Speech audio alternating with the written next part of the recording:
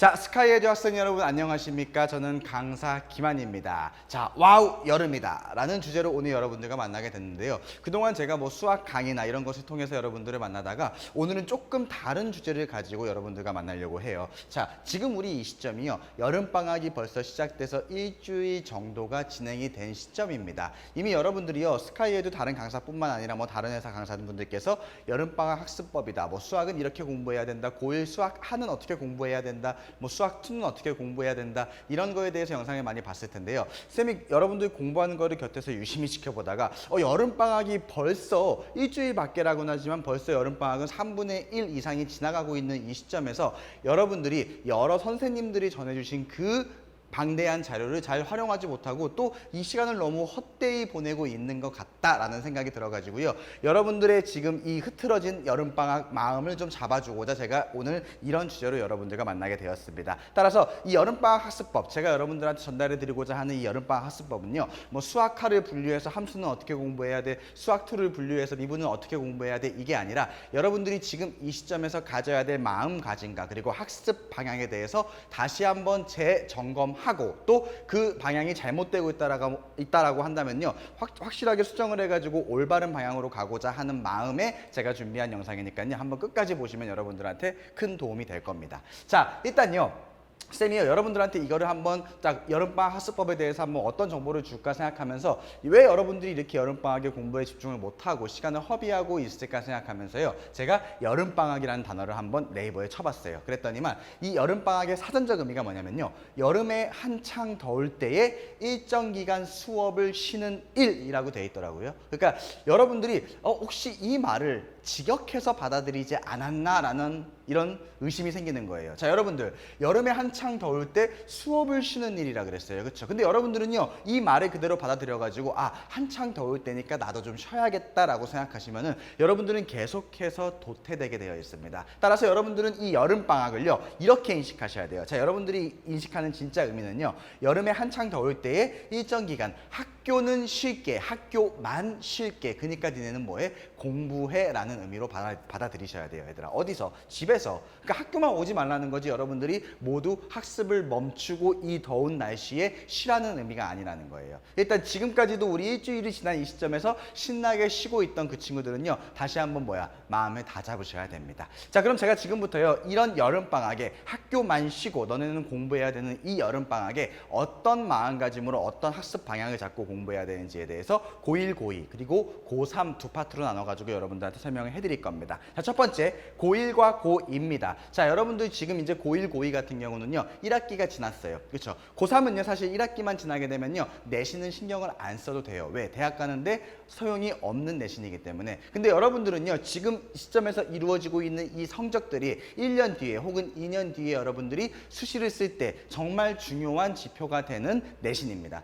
맞습니까? 그렇기 때문에 1학기가 지난 이 시점에서 여러분들이 스스로를 냉정하게 좀 평가해야 돼요. 그리고 아주 짧은 기간이지만 2주에서 3주밖에 안 되는 이 기간이지만 여러분들이 어떤 마음가짐으로 그리고 어떤 태도로 다가오는 2학기를 준비하냐가 남은 이 1학기 때 망쳤던 그 내신들을 복구할 수 있느냐 아니면 이대로 쭉 가느냐가 결정될 거라는 겁니다. 자, 첫 번째요. 쌤이요. 여러분들한테 고1, 고2가 이 여름방학을 가장 효과적으로 보낼 수 있는데 키워드는 이 세 가지로 잡았습니다. 첫 번째, 시간 관리입니다. 자, 여러분, 우리요. 여름방학은요. 짧은 학교는요. 2주밖에 안 되는 학교도 있어요. 학교장이 재량유율을 맘대로 써버린 학교 같은 경우는 짧아가지고 2주밖에 안 돼요. 그리고 대부분 평균적으로다가 한 3주 정도의 시간이 있겠죠. 그렇죠? 그렇기 때문에 굉장히 짧은 시간이에요. 하루 24시간이라고 쳐요. 그럼 여러분들 한 5시간, 6시간 잔다고 칩시다. 그럼 여러분들이 철저하게 학습에 투자할 수 있는 시간은 하루에 한 18시간. 근데 또 밥도 먹어야 될 거 아니에요, 여러분. 또 씻기도 해야 될 거 아니야. 너무 더우니까 땀도 식혀야 될 거 아니야. 다 빼고 여러분들이 실제 정말로 공부에 투자할 수 있는 시간은 약 14시간에서 15시간 정도가 될 거란 말이에요. 그렇죠? 근데 여러분들이 이 방학 동안 해야 될 게 뭐죠? 국어도 해야죠. 영어도 해야죠. 수학도 해야죠. 거기다 탐구 과목도 해야 될 거 아니야. 그럼 나누기 4 하면 뭐예요? 현실적으로 여러분들이 한 과목에 하루에 투자할 수 있는 시간은 3시간에서 약 4시간 정도밖에 되지 않아요. 따라서 쌤, 그 정도면 굉장히 긴데요? 라고 생각하는 친구들이 있으면 공부를 안 해본 친구들인 거예요. 굉장히 짧은 시간이죠. 그러면은 이 시간을 얼마나 효과적으로 여러분들이 해야 하는 것에 집중할 수 있느냐. 이게 바로 제 첫 번째 시간 관리의 제 주 포인트입니다. 역시 마찬가지로 이어지는 건데요, 얘들아. 이 동선 관리라는 거예요. 자, 쌤이요. 그저께쯤에 고1, 고2 학생들을 한 명씩 상담을 좀 했어요. 근데 고1 친구가 이런 친구가 있더라고요. 자, 쌤, 저희 여기서 수학화를 하고 있지만 지금 수학 원도 한번 들으려고. 제 친구들은 다 수학 원을 이미 들었대요. 그래서 수학 원을 듣기 위해서 또 다른 학원을 하나 신청을 한다고 하더라고요. 그러니까 시간 좀 조절해 달라고. 그리고 또 고2 학생도 역시 마찬가지예요. 그 고2 학생은 이과인데요. 그 학교는 특이하게 1학기 때 수원, 그리고 2학기 때 수투를 하거든요. 그러니까 3학년 때 미적과 확통을 한다는 얘기예요. 그렇죠? 근데 지금 또 이 여름방학에 쌤, 저는요, 제 보니까 주변에 이과 친구들 다 미적분까지 하고 확통까지 다 했더라고요. 그래서 저도 이번 여름방학에 미적분을 한번 해야겠어요. 그러니까 시간 좀 조절해 주세요 라고 얘기를 하더라고요. 근데 제가 그래서 물어봤어요. 너가 지금 1학기 때 과연 너가 얻은 등급이 좋은 등급이니 혹은 너가 만족할 만한 점수를 받았니? 네가 만족할 만한 내신을 받았니? 라고 물어봤어요. 그러니까 또 그게 아니라는 거예요. 그럼 제가 물어봤죠. 근데 왜 너가 지금 고1한테는 수원을 해야 되고 고2한테는 미적분을 해야 되니? 이 짧은 기간 동안에 그럼 네가 1학기 때 망친 그 내신을요 2학기 때 복구하려고 올인을 해도 모자랄 판에 지금 선행을 한다고서 지금 돌아다니고 있는 거예요. 그렇죠? 그럼 봐봐요. 우리 학원에 와서 공부를 했어요. 그렇죠? 그리고 또 다른 학원에 가서 수원을 공부해요. 그러면은 여기서 그냥 여기서 2시간 공부하고 저기서 2시간 공부하고 4시간 공부했다가 아니라 오고 가고 하면서 걸리는 시간들. 무슨 말인지 알겠죠? 그럼 또 오고 가면서 여러분들 그냥 가는 거 아니지 않습니까? 너무 더우니까 편의점 가서 물도 사야죠. 그리고 또 친구들이랑 또 얘기도 해야죠. 끝나고 나오면서 밥도 먹어야죠. 이런 동선에 따른 버리는 시간이 너무 많다라는 거예요. 무슨 말인지 알겠습니까? 자, 그러려면요. 결국에는 이 여러분들이 시간 관리와 동선 관리를 통해서 여러분들이 충분하게 딱 순수하게 학습을 할 수 있는 그 시간을 반드시 확보를 하셔야 돼요. 그리고 그 시간에 여러분들이 해야 될 거는 바로 냉철한 판단을 통해서 결정하셔야 됩니다. 자, 예를 들어서요. 1학기 때 내가 1등급이야. 다 1등급이야. 그러면은 이 친구들은 뭐예요? 2학기 거 준비하면서 선행해도 돼요. 근데 만약에 1학기 때 내가 내 실수로든 아니면 실력이로든 내가 원하는 등급을 받지 못했어. 그러면 스스로한테 한번 질문을 해보세요. 자, 예를 들어서 고1 학생이라고 칩시다. 그럼 제 스스로한테 질문하는 거예요. 야, 너는 지금 수학하가 최소한 80% 정도는 되어 있니? 그 정도는 이해되어 있니? 지금 너가 문제집을 푼다 하더라도 최소한 센수학이나 1품 정도까지는 한 80% 정도는 풀어낼 수 있니? 라고 스스로한테 한번 질문을 해보세요. 그리고 냉철한 판단하에 대답을 해보세요. 아니, 난 못해 라고 하는 친구들은요, 지금 수학 1을 하고 수학 2를 할 게 아니에요, 얘들아. 지금 다가오는 2학기에 당장 시험을 보게 될 그렇게 먼 미래도 아닙니다, 여러분. 2달 뒤면 여러분들은 시험을 봐야 돼요. 그렇죠? 그리고 수학 하에 남은 시간을 전부 다 올인하셔야 됩니다. 어떻게? 동선 관리를 통해서 얻어낸 그 시간들을요, 오직 수학 하에만 올인하세요. 그 마음가짐으로 겨울방학 때 충분히 선행하시면 됩니다, 여러분. 늦은 게 절대 아니라는 거예요. 그러니까 할 수 있는 것에 최선을 다하셔야 돼요. 자, 그리고 두 번째, 예를 들어서 고2 학생들 봅시다. 똑같아요. 여러분들도 스스로한테 한번 질문을 해보세요. 야, 너는 지금 수2가 최소한 80% 정도는, 즉 센수학이나 1품 정도는 풀어낼 수 있을 만큼 완벽히 준비되어 있니? 라고 스스로한테 물어봤을 때 냉철한 판단 하에 답을 하시는 겁니다. 난 되어 있어. 그럼 그런 친구들은 뭐야? 3학년 거 미리 선행해도 돼요. 시간이 있으니까. 그렇죠? 근데 나 아직 그 정도는 아닌 것 같은데 라고 하는 친구들은요, 지금 선행할 때가 아닙니다, 여러분. 2학기에 시험을 볼 수투, 그리고 또 어떤 학교는 확통도 보지 않습니까? 또 기하도 보는 학교도 있을 거예요. 그렇죠? 이거에만 집중하기에도 지금 여러분들한테 시간은 굉장히 부족하다라는 거, 이걸 명심하셔야 됩니다.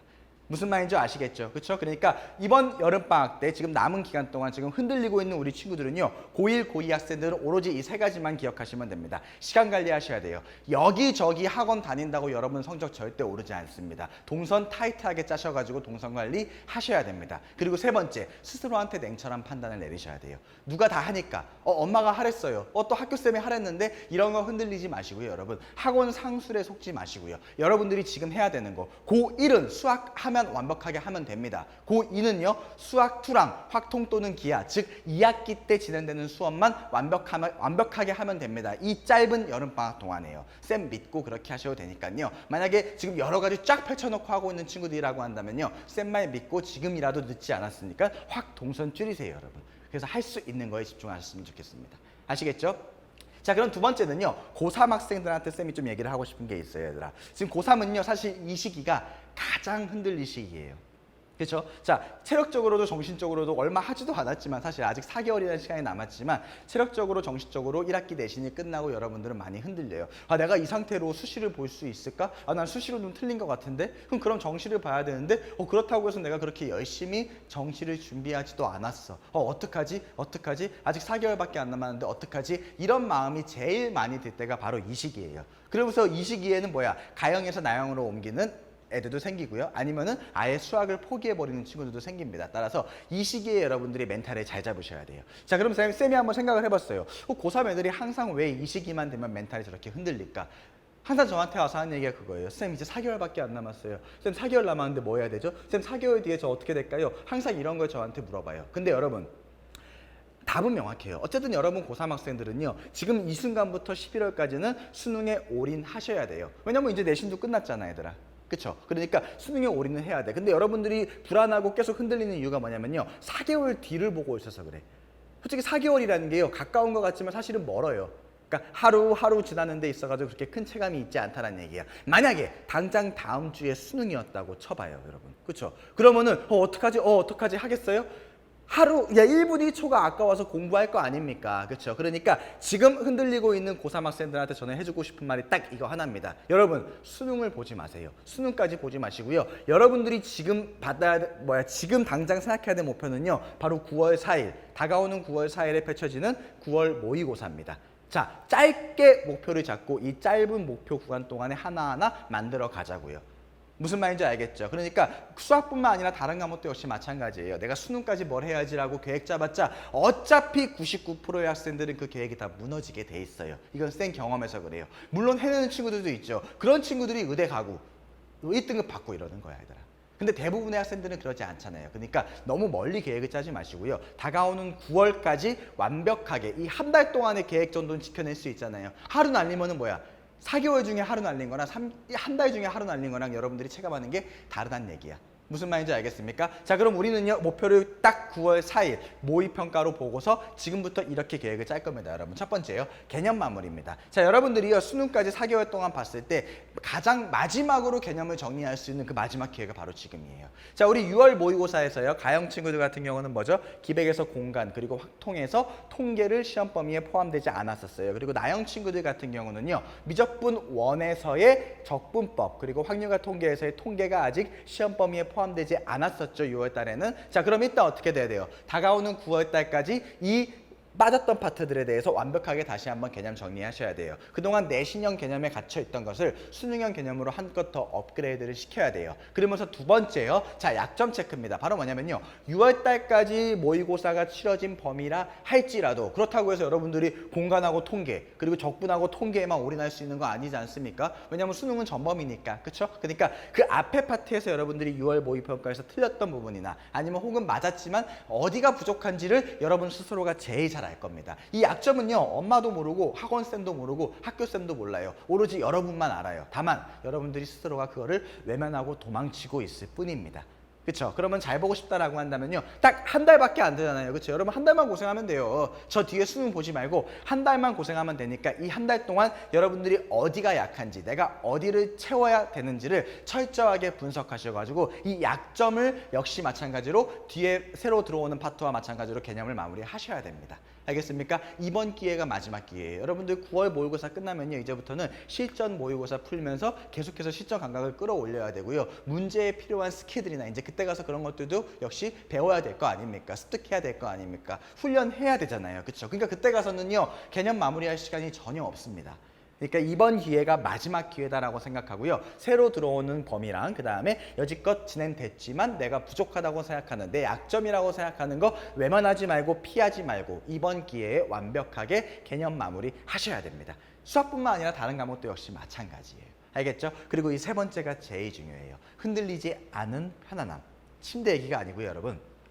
제가요, 저번 주에도 고3 학생들 하나를 상담을 했는데요. 자, 이 시기가 뭐냐면요. 이제 내신은 끝났어. 아까도 쌤이 얘기했지만 내가 수시로 갈 수 있을까, 정시로 갈 수 있을까 고민을 합니다. 그러면서 이 친구들이 어디에 홀리기 시작하냐면요. 바로 논술학원과 적성학원에서 뿌리는 전단지에 홀리기 시작합니다. 적성으로 하면 이렇게 편하게 대학을 갈 수 있다고? 뭐 논술도 쌤이 할 얘기는 많지만 일단 쌤 분야가 아니기 때문에 제가 말은 아낄게요. 다만 적성은요 수학이 들어가기 때문에 여러분들한테 꼭 얘기를 해주고 싶어요. 그러니까 그동안 적성을 준비하지 않았던 친구가 지금 이 시기에 적성을 시작하는 경우가 진짜 많아요, 여러분. 실제로 저희 학원에서도요 벌써 두세 명 정도가 적성을 한다고 빠져나갔어요, 여러분. 근데요, 자, 우리요 어차피 여러분들이 지금까지 해온 거는 수능 대비입니다. 물론 내신 대비도 같이 해왔지만, 근데 지금 와서 쌤 저는 적성을 한번 봐봐야 될 것 같아요. 적성 절대 안 돼요, 여러분.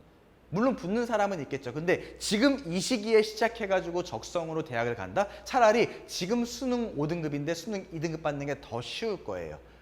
자, 물론 적성 밖에 길이 없어요 라고 판단해가지고 적성 가는 친구들한테 제가 손가락질을 하는 거는 절대 아니에요. 진짜 열심히 하면 물론 될 수 있을 거예요. 다만 내가 정시가 안 될 것 같아서 혹은 수능이 안 될 것 같아서 적성을 선택하려고 하는 친구들한테, 그건 솔직히 학원 상술이거든요, 여러분. 지금 와도 돼요, 지금 하면 할 수 있습니다 라고 하는 건 상술이에요, 여러분. 이미 그 전부터, 이미 12월 달부터 아니면 혹은 고2 때부터 적성을 준비해 온 친구들이 얼마나 수두를 빽빽한데요. 근데 지금 이 시기에 약 2달밖에 안 남은 이 시기에 들어와가지고 적성을 준비해서 적성으로 대학을 간다? 이거는 솔직히 저는 별로 말이 안 되는 것 같아요. 그러니까 흔들리지 마세요, 여러분.